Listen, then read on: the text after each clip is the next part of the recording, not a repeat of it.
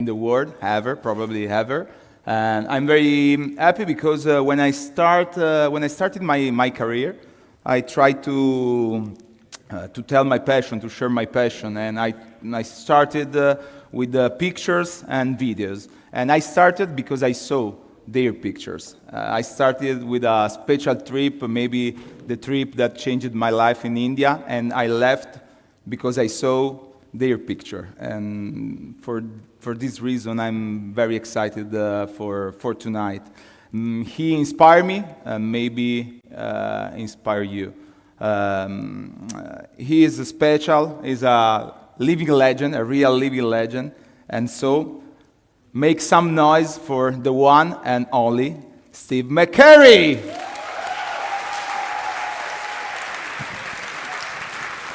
Hi Steve, welcome on stage. This is yours. Please come. Where are you going? Where you? Just in case I... Yes. Okay. Not a video camera. Only water. Okay. Can I first say what an honor it is to be here among such a distinguished group of photographers. Yeah. I was very moved by so many of the presentations. I've seen the exhibitions the last couple of days, so big congratulations to my colleagues. Yeah. These days in Siena are full of passions and full of big photographer like you. How many days you stay here in Siena? 4 days. 4 days? 4 days, yeah. 4 days. Yeah. Have you been in Italy how many times before? Maybe 50. Okay. I should speak Italian. I apologize. My Italian is not so great. So. You don't know any words? I know a few. Ciao, yeah. it's easy. That's about it. Ciao, it's easy. Today we stayed together a few minutes, and it was very, very special. I tried to ask you something about your life, about your career, but I have a curiosity about your camera. For example, when you are here in Siena, like today, do you still carry a camera with you, or? Yeah, I try to. It's been a little bit busy here. I wish I had more time to photograph here in Siena. I was just in Milan earlier last week, and I photographed a lot there. But I'm going to have to come back here and spend a week just wandering the streets of Siena. It's a fascinating city. Yeah. Today you use your phone to take picture. Do you use your phone? I use my phone every day. Yeah. Every day. No, it's especially when I'm home with my daughter, my family. Yeah. It's so easy, and that I use my phone outside in the square. I use my phone for this incredible presentation. I observe you today. Yeah. When you are on holiday, not for work, but you are on holiday, maybe in a square like this, someone asks you a picture like a tourist. Oh, sorry, mister, can you take a picture of us? And that happens. Yeah. No, I'm happy to oblige, because I do the same thing sometimes. I stop somebody. Ask them, can you get a picture? Someone in the world, in their store, in their phone, has your picture. Okay, exactly, great. But can you remember the first photos you ever took, and when you think, oh, it's not bad, I'm good?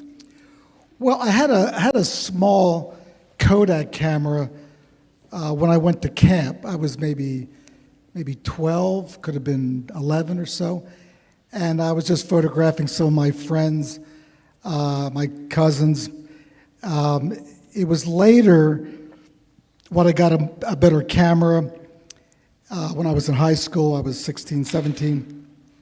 But I really started to really look at photography more as art and more as kind of a tool to explore the streets of the city when I was in Stockholm in 1969. we would go out with friends and we would just photograph just for the sake of shooting pictures.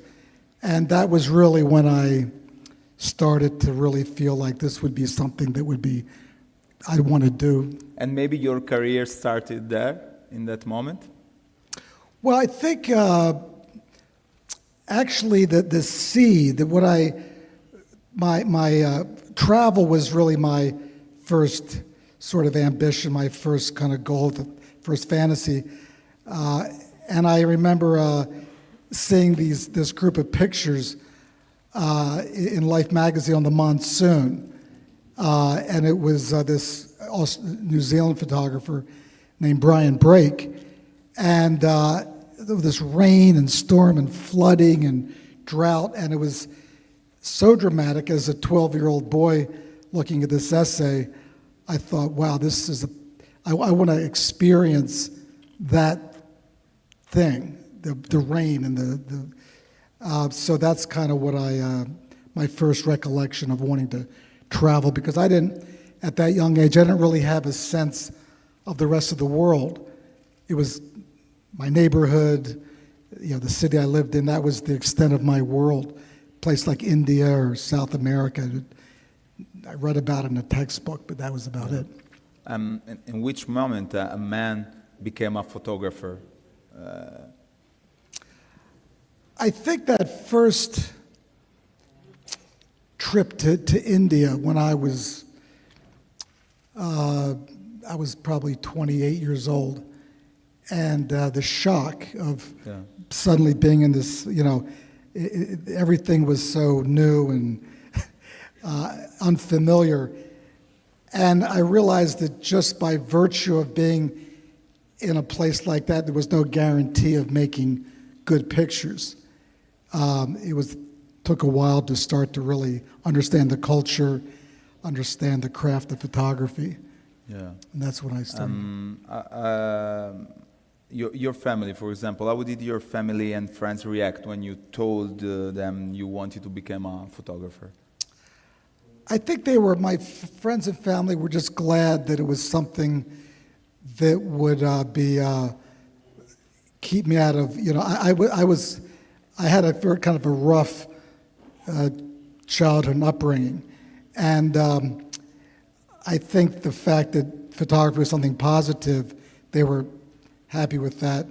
But otherwise, things could have turned out very differently if I had taken another direction in my life. Yeah, a great direction, a great direction. And you travel a lot around the world, but which journey changed the way you see the world the most? Which journey? Which trip? I think the one when I was in school, I went to Africa, basically on my own, and went from Cairo by land through Sudan into Uganda. That was well in Sudan. There's a patch of the Nile, which was 11 days on a river ferry, and at that time there were no GPS or phones and it was very easy to get lost in that river. There was a lot of kind of swampy area. That was a tough trip. I got sick a lot. We're taking the train through. How old were you?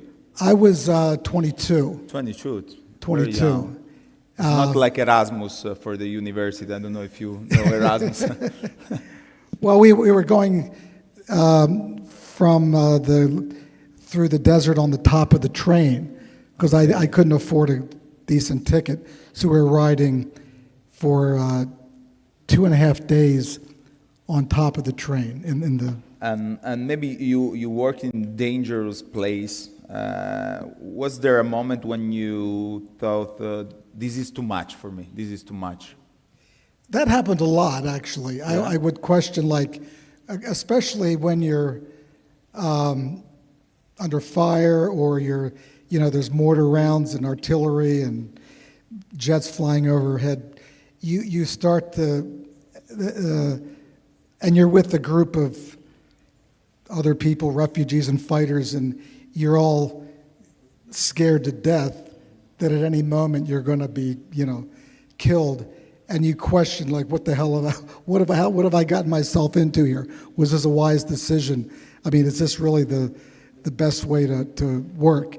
But then once you survive that, and, then you kind of forget and move into the next day. But it's a frightening. Yeah. Yeah. Now you travel a lot. You still travel a lot in a year. Yeah, I travel quite a bit. I travel maybe not quite half the year. Yeah. In the summer, I travel with my wife and daughter. We were in Australia and Japan and Italy, and then the other 3 months I'm on my own, like here.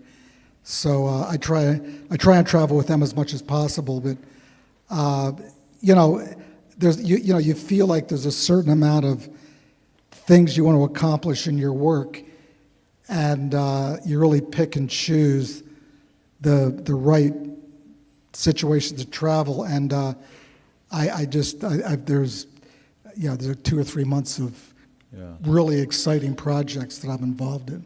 Yeah, and when you travel with your family, you took a lot of family picture also. Yeah, I took a lot of pictures, both with the phone and with my camera. Yeah, I want to do a book on just my daughter. Yeah. Do the whole book just on her. But she's been to about 40 countries. Okay. She's been all over the world several times. Where do you base now? Also U.S., no? Philadelphia, Pennsylvania. I lived in New York for almost 30 years. You could live everywhere in the world because you know everywhere. But why do you choose to stay in the U.S.? Well, the principal reason is that my stuff, my archive, my pictures, all my, the ephemera is all in my office and warehouse in Philadelphia. So I work with my pictures even now all the time. I have hundreds of thousands of pictures that I need to access. So,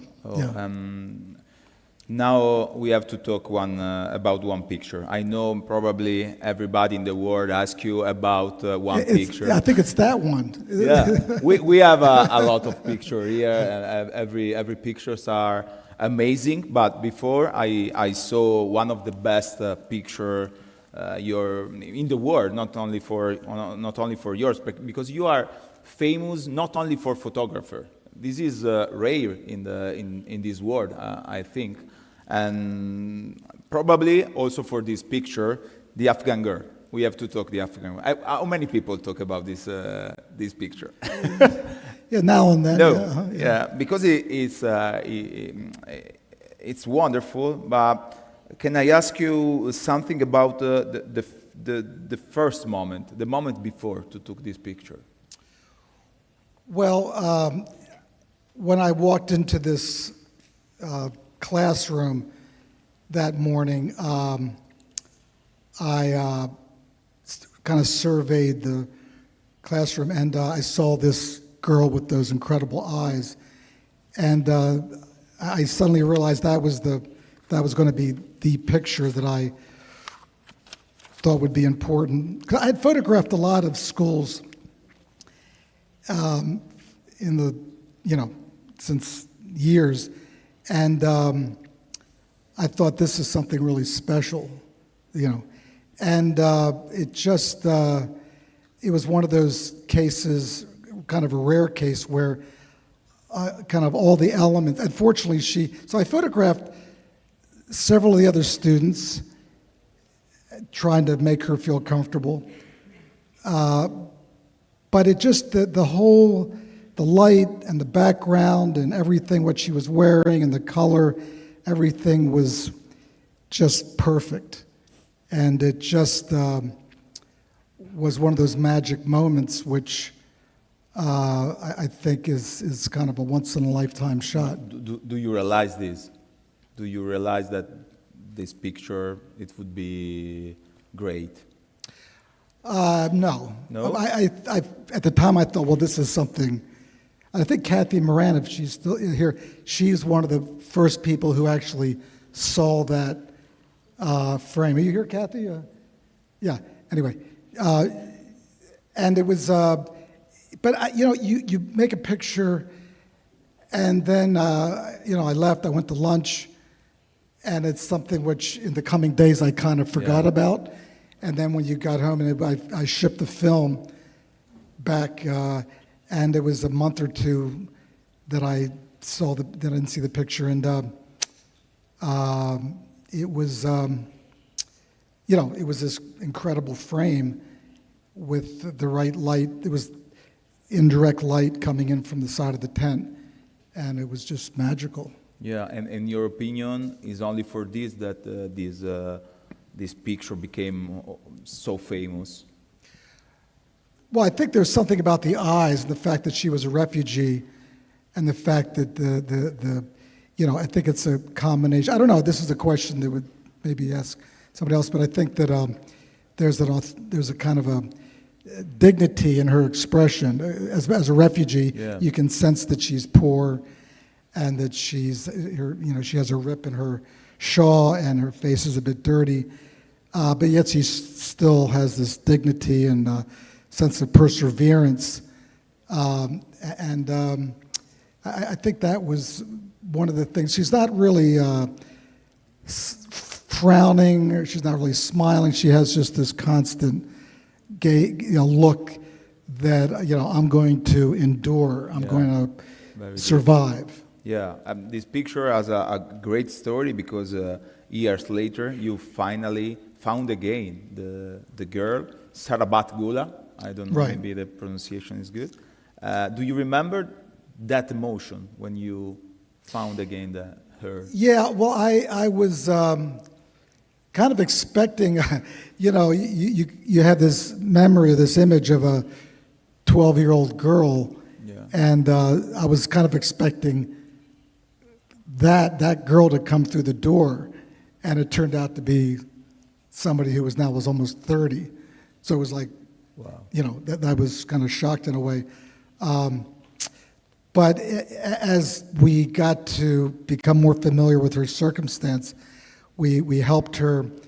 My sister helped her immigrate to Italy, as a matter of fact, during the time of the Taliban. And so her and 10 of her family members were actually flown to Italy by that's a good story. But probably this picture for you is like Imagine for John Lennon. Is the most popular thing for him, a picture for you. But there is another picture important like this for you, but maybe less popular. Well, there are actually a number of other pictures which I think are successful and I think are good, as good perhaps. And I think some of them are here. There's another girl I photographed, but she had a green shawl instead of a red shawl. And it's sort of, she looks almost like a figure from the Renaissance or something. I think it's in here somewhere. What is the relationship with your subjects? Because you know many people during your trips, your journey, and how is the relationship? You keep in touch with them? I try and keep in touch with as many people as I can. In the past, sometimes it was difficult because there was an email or addresses that people were living in a village. But I try and keep in touch with people and send them pictures from time to time. Sure. Okay. This is beautiful. Or now, it's so easy because you can just do it with the phone. Now it's easier. Now it's easier. But for example, a little advice, because when you meet someone while traveling, what is the approach to shoot a picture, because they are strangers? Sure. I think I think a lot of the technique or a lot of the way I manage that is a lot of it's just trial and error. Having done it thousands of times, you start to get a sense of the timing and the psychology and all of that. But also it has to, when you approach somebody, it has to come from a genuine interest in them. You have to, it comes from you recognizing something really special about that person that you want to record, that you want to document, that you want to photograph. So that excitement or that, I think they feel that. They feel that you have this excitement, this enthusiasm, and I think they respond to this connection or this chemistry that you have established. And I think if you can have this empathy, perhaps a bit of humor, make it light, make it interesting, make it, I think that depending on the situation, of course, but I think it's that direct contact of them as a real person, and it takes time to, maybe not a lot of time, but to actually establish that connection. I know a lot of my colleagues here have made some wonderful pictures, and I think that it's possible to do something meaningful in a very short amount of time. Sometimes you don't have more than a few moments to connect with somebody. Sometimes you have more time. Yeah. But it partly depends on your skill and sort of managing that situation. But which are the artist culture to shoot this picture, to build a relationship with them? I don't know, Asian people or Indian people, Italian people maybe, I don't know. Well, I've always felt I've had more of a connection, I guess, and possibly because I kind of started my, sort of freelance career or my travels in Asia, India. I have some Indian friends here. And I found people in South Asia very comfortable with the camera. And in fact, Asia as a whole is very easy to work. People are, it's safe, and people are very open to being photographed. So I kind of always gravitate. But Italy people are very warm, and it's easy to work here. Yeah. I think depending on how you approach people, I would say most people in the world are, you can work with most people. There's always going to be somebody who doesn't want to be photographed, and that's okay. I mean, You never know what somebody's circumstance is or the reason. So you have to be respectful, and if somebody doesn't want to be photographed, no problem. You just keep, always this. But we watched many amazing photos, but have you ever taken a photo you regret? Have I ever taken a photo that I regret? Yeah. Honestly, I can't think of one.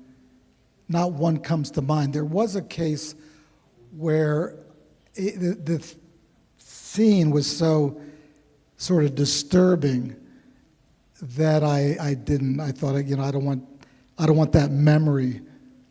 I don't want that picture in my archive. So I kind of walked away from it. But that was really only once. But I think you walk around sometimes. There are situations where you think maybe it's better just to leave this situation alone. Oh yeah. For example, you are very famous all over the world, but what do people often get wrong about you? There is something wrong. Well, sometimes people think I'm a lot taller than I actually am. Okay. Other than that, I think that, or maybe that it's, and again, I speak again for all my colleagues, the amount of work Yeah. that goes into what we do, and it's really the kind of thing that unless you're really prepared, have a passion, and have a genuine love for what you do. I mean, we heard Steve Winter, and the guy is, he didn't accomplish his goal, and he just moved forward in a positive way, and and that's I think that's the lesson. Yeah. For if somebody has an ambition to be a photographer, just be prepared. It's a lot of work, but I mean, we love it.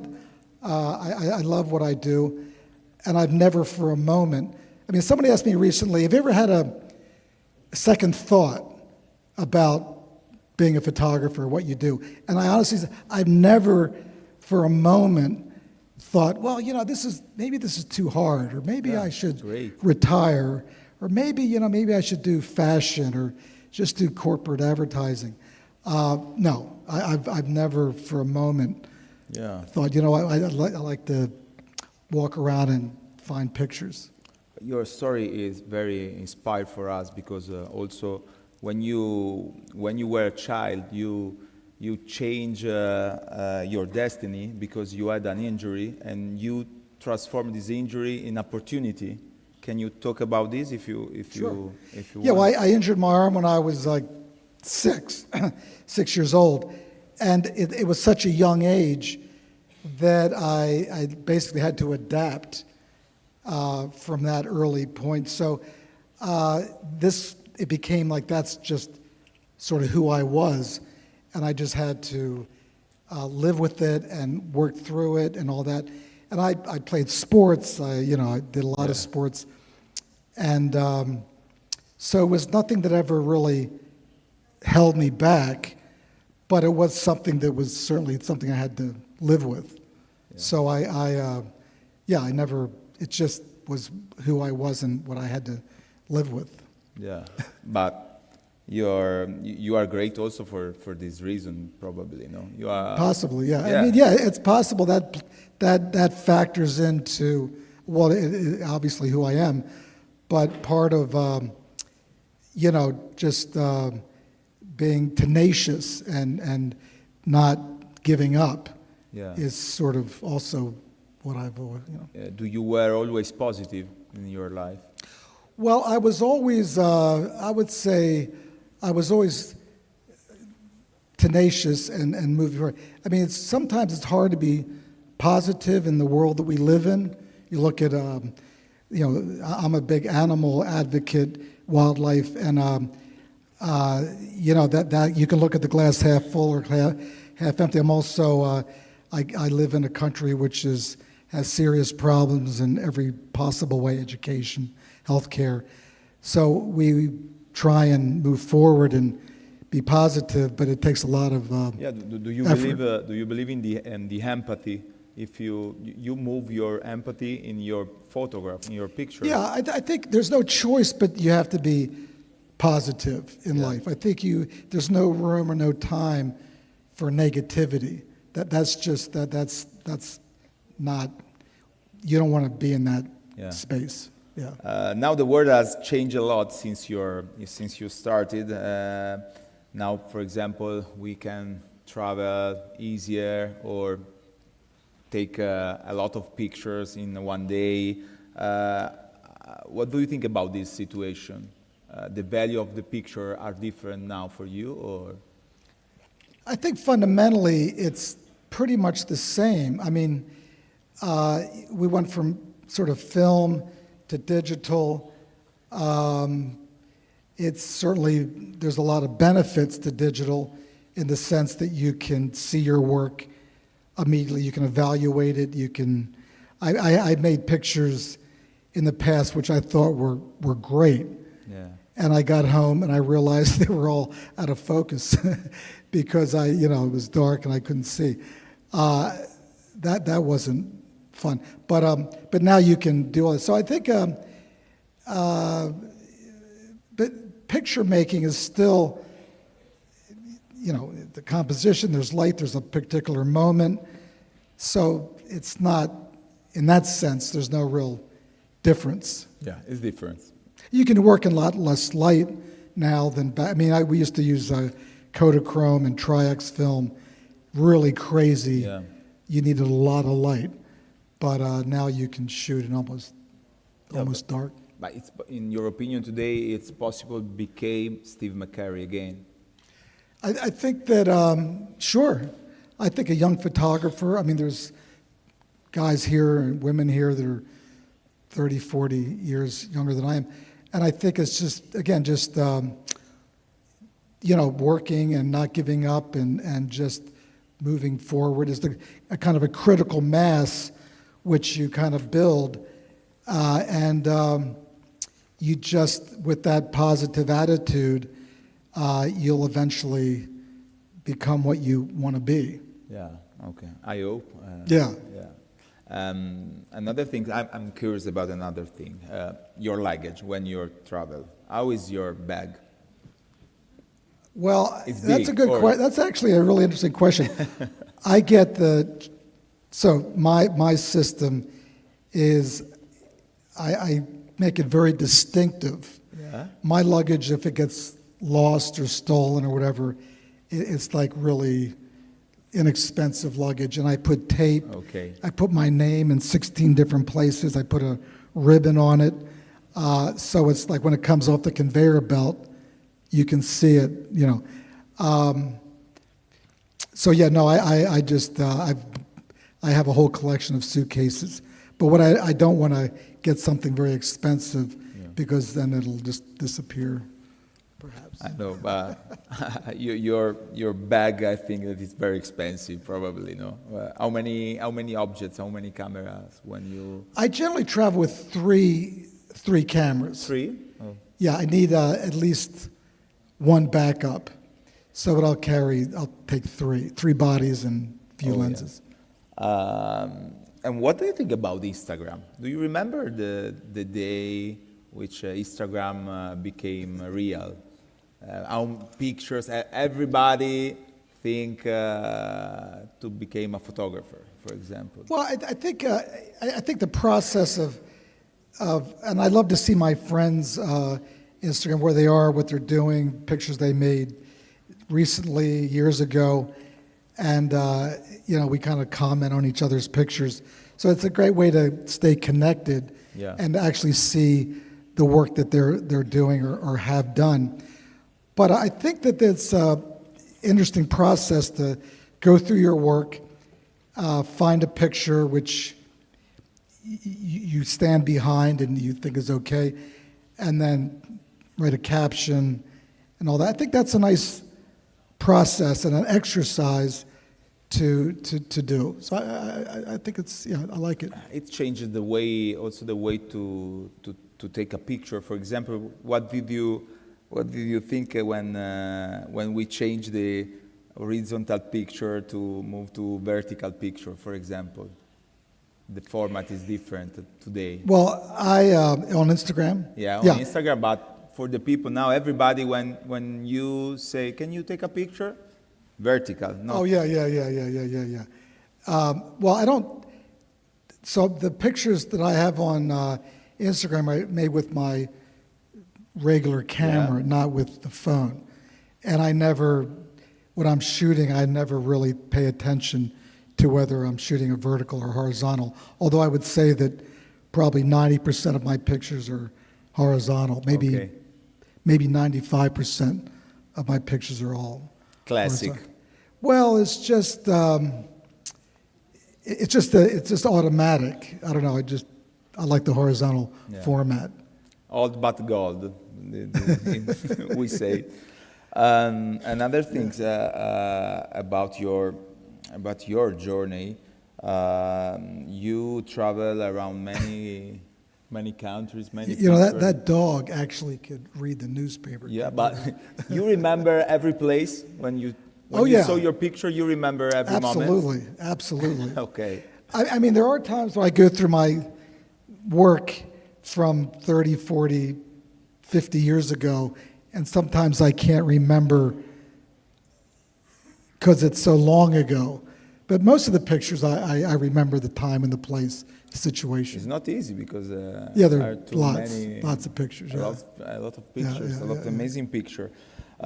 Today we live in a hard period, probably for our country, for Europe, US. You have documented war and human struggle, no? You have been to Ukraine. Yeah, a couple times. Yeah. Yeah. How many times ago?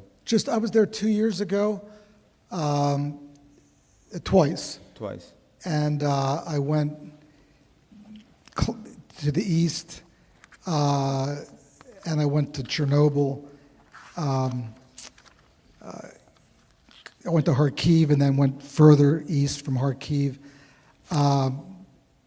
But so yeah, I was photographing mostly the devastation, not really on the front line like some other photographers. I was more a bit back, photographing people. At that time, they were trying to rebuild their houses. Their whole villages were destroyed.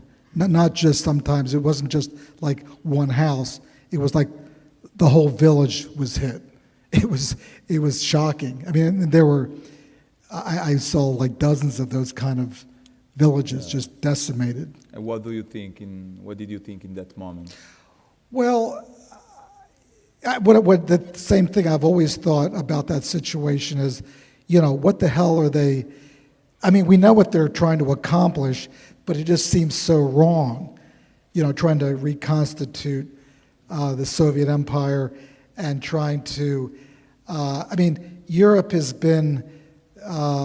I guess there's an exception somewhere, but mostly people aren't fighting to gain territory the way they were back in the Second World War.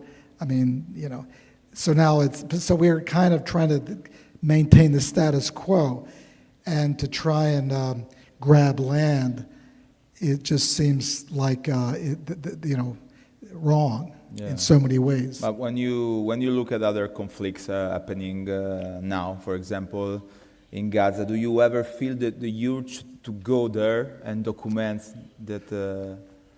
Well, in the case of Gaza, if there was an opportunity to go, which there really isn't, I would gladly go. But there's no sort of photographers outside of the people living there working, so it's just pretty much impossible at this point. But I would, that's the important. What's happening, it needs to be. The people living there, the photographers, and not only is it they're actually also being targeted. Apart from getting hit from whatever bombs, they're actually being targeted, which is outrageous. Yeah, but what is, in your opinion, the real role of photography today? Well, I think that in the case of newspaper, magazine, documentary photographer, trying to show the world as it is, trying to have a record of the world. I think that we just have to go and try and show the reality, and places like Ukraine and Gaza, and God bless the photographers that are still working in Gaza, because this is, they're more than risking their lives. They're really being, as I said, targeted. Can this image still change minds for you? Yeah, I think photography is, it's part of the conversation. I think photography can sway public opinion. I think of pictures throughout, I think of Eddie Adams' picture in Saigon. I think of Nick Ute's picture with the Napalm Girl. There are a lot of pictures which I think have, literally shocked people, and pictures of that we've seen recently as Syrian refugees that have kind of woken people up, and it's sort of, we want to take a second look at the situation and say, wait a minute, we got to do something here. We need to put pressure on our government to do something. Yeah. Yeah, it's very important now. The photography is always important. Also today, when you inspire a lot of people around the world. You are an inspiration. But who inspired you when you start? Well, the photographers who I first of all, I would say my father Yeah. was a big inspiration, and my uncle, who was sort of an amateur photographer. But I think I had a couple of professors in the fine art department at my university. And of course, Henri Cartier-Bresson, Elliot Erwitt, who I looked at their pictures as a young student, and Andre Cortege. And later on, I mean, I guess it was 10, 12 years later, I actually was able to join Magnum Photos and meet Elliot and Henri, and actually we became friends. So it was kind of like surreal. I've been looking at their pictures as a student, and then suddenly I'm, having dinner with Elliot Erwitt in Paris. It was like, wow, this is incredible. And do you have some advice for the younger photographer today? Well, Some tips? again, I think it's important to know the history of photography in the sense that there's been so much great work that's been done. I think of August Sander, Irving Penn, Eugene Smith, Dorothea Lange, Margaret Burke White. There's such a legacy that's been left behind, both women photographers, photographers from all over the world, that I think it's important to really be familiar with their work. I mean, there's some brilliant photographers in India and all over the world. So I think you really need to educate yourself about other photographers. I think if you want to be a musician, you need to listen to music. If you want to be a writer, you need to write. And if you want to be a photographer, you need to photograph and look at a lot of pictures. So that's one thing. And then I think my advice would be, again, going back to be prepared for struggle, pain, because there's going to be a lot of that. There's going to be a lot of suffering. But I think life, I think whatever you do, especially in many fields, there's a lot of suffering. But you have to you have to be comfortable with that. You have to understand that you have to accept it and just say, okay, I'm just going to. Now, there's a great amount of pleasure that goes with what we do, but there's a lot of times where you're on a bus that you've got on the bus at 10 o'clock at night, and you're on that bus all night long until the next afternoon, and you have your camera bag on your lap for 14 hours. That's not fun. There's a lot of things like that, but you just endure and you just accept it and move on. Yeah. Not a big deal. I mean, it's just, you can't, like, again, we all say this over and over, you just can't give up. You just have to persevere and have a consistent plan that is, discipline, and you just, that's your. I think that this is very, very important. A very important message for the new generation in every field. Probably in the photograph is. I think if you're an athlete or a dancer or a doctor, I mean, we see surgeons operating, and it's like it's how do they do that? Yeah. What is the secret, if there is a secret, to capture the humanity in a picture? Well, I think first of all you have to have some empathy. I think you have to have it has to come from the heart. I don't think I mean, it has to be a genuine, I think, love and interest, concern in our fellow human beings. And I think that you want to be able to, as we've all said, tell their stories. And I think that your motivation has to come from the heart and from a genuine place of empathy and caring and love. Ultimately, it's about love. You capture beauty, pain, contradiction. What gives you hope about humanity today? I think we've come a long way. Sometimes it's hard to, we're here in this moment, but I think we've made a lot of progress in the last 150 years.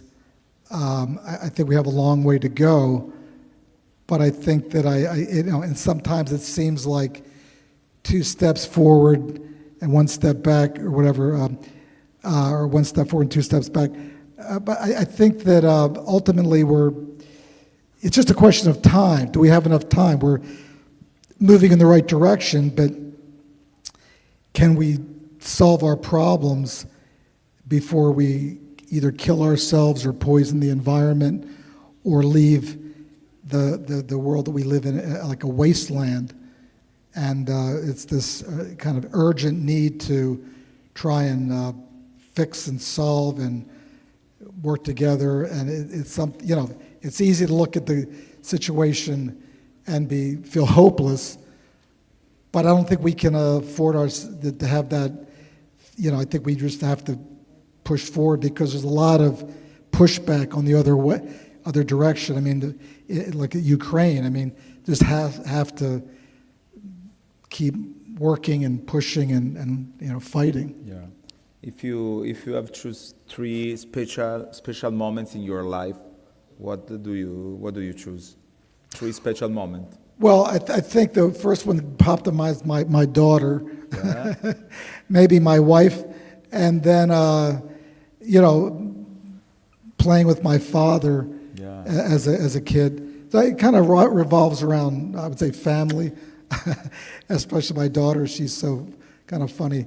And of course my work. I mean, I love what I do, and I hope to do it.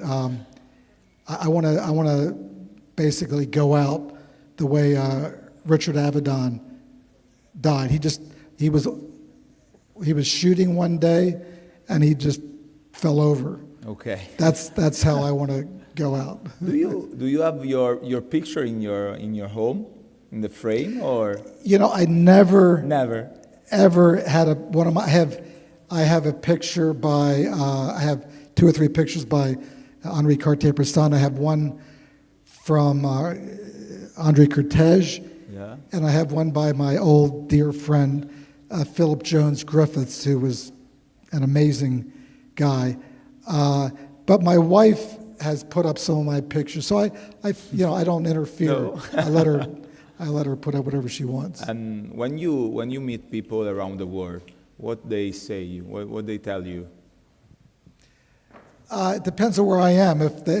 Usually they just say, you're in the wrong line. Get over here. Yeah. Or the restaurant's closed now. Or do you have a reservation?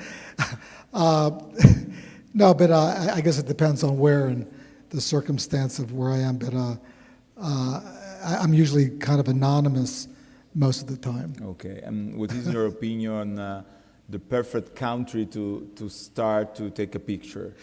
The perfect country is Italy. Italy. Oh yeah. Well, Great. Applause. Big applause. Well, first of all, the Italian people are wonderful. There's more art in Italy than so much of the world put together. I don't know, there's 50% of all the art in the world. And then you talk about the landscape, the wine, the food, and on and on and on. So this is, Italy is sort of one-stop shopping. And in some ways it's sort of too beautiful. Some of the villages are so picturesque, it all kind of looks like a postcard. But even Venice, which has a zillion tourists, is still a remarkable important, beautiful place to visit. I mean, I think that of all the cities in the world, I think it's one of it's kind of a must place along with Rome. And, Perfect. We are lucky. yeah, We are very good, lucky. yeah. No question.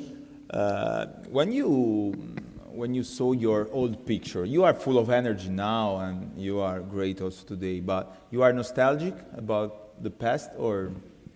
Well, one thing that I am nostalgic about is going to a place like Tibet, for instance, or some parts of India or Afghanistan, and remembering and looking at my work as it was 40 years ago or 50 years ago, and seeing the change and how some of the old ways that the people lived, the way they dressed, the way they adorned themselves with makeup, jewelry, whatever, or their architecture, the way they got around, it's basically lost so much of, and it was so beautiful, and these customs had been developed, and the way the people dressed developed over hundreds and hundreds of years, and in a matter of less than a generation, it's just gone. Yeah. And never to come back. And it's a bit sad because the world is becoming much more homogenized, and there's the culture, the world culture is sort of becoming this sort of one thing. And it's a little sad that regional difference, that regional flavor is kind of dissipating. Yeah, it's different. It's different now. What are your plans for the future? Well, I'm working on some books. I do some various projects. I do some workshops. I do some corporate advertising work from time to time. But my most thing, which I treasure the most, and which I try and find the most time to do, is just wander and explore on my own with no agenda, with no deadline, without any preconceived plan. Just go someplace and just kind of wander and explore and just be happy I'm alive, and just to have fun with my camera. But you are an explorer, and an explorer forever, probably. But did you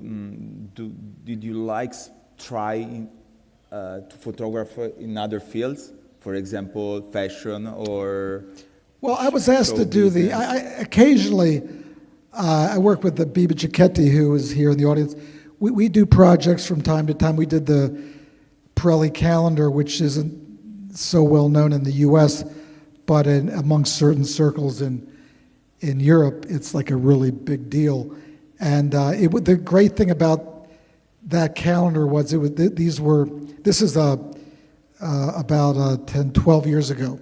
It was all supermodels. I mean, the top supermodels. And but we selected all the models based on their humanitarian projects and their foundations. So all the models were able to talk about the work they were doing with education and healthcare in different places, and that was really fun because there was this kind of some benefit to all these to the project. So that was great. Is there some big personality, actors or singer who ask you to take a picture?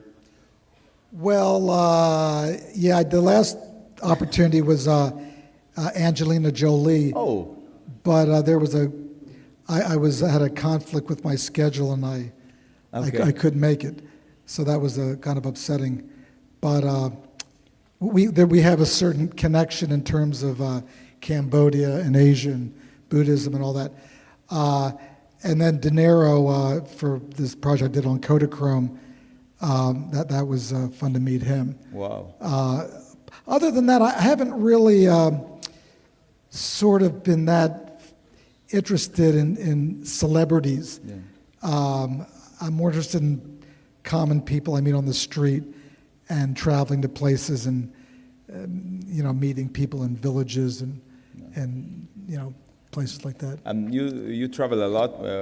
Do you have some memories, for example, with the common people like me, when we travel, we buy the magnetic for the fridge, Yeah, for I have example. one of those in my pocket right now. Do you have something like this? Funny you should mention that. Yeah, I have a whole house full of junk. Yeah? Yeah, I have a whole house. I did buy a magnet today for my daughter. It's right here. Attenzione. Anyway. Yeah. Consider Do you have trust the me. magnetic Yeah, I have it in my magnet? pocket. Yeah, it's right here. It's right here. How many things do you have? Like Eta Beta, I don't know if you know. Oh, yes! It's real! It's real. For the fridge. For the McCurry fridge for the family, probably. Yeah. And do you buy these in every place, or? Yeah, my daughter asked me to get these, so I have a whole collection in her bedroom. They put them up on her bedroom. Great. But no, I have a house full of junk and memorabilia and okay. And I also have a warehouse which is big. Yeah. It's not quite the size of this theater, but it's big. Okay. And that's full of random stuff which I've collected over the years.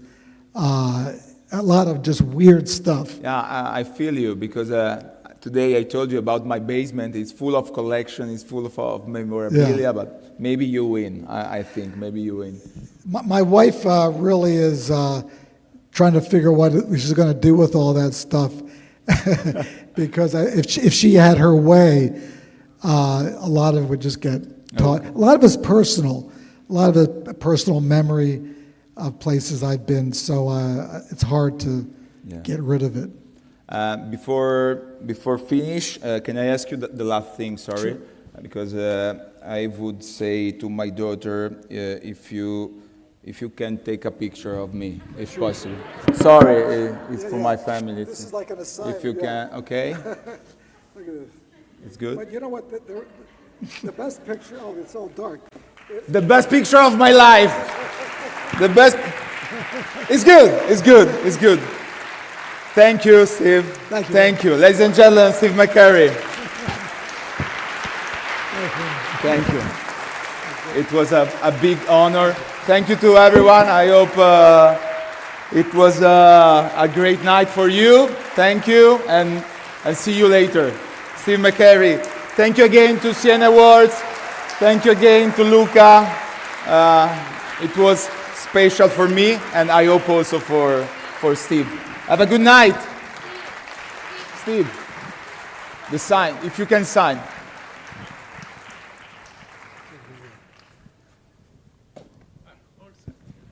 Come on, Nata.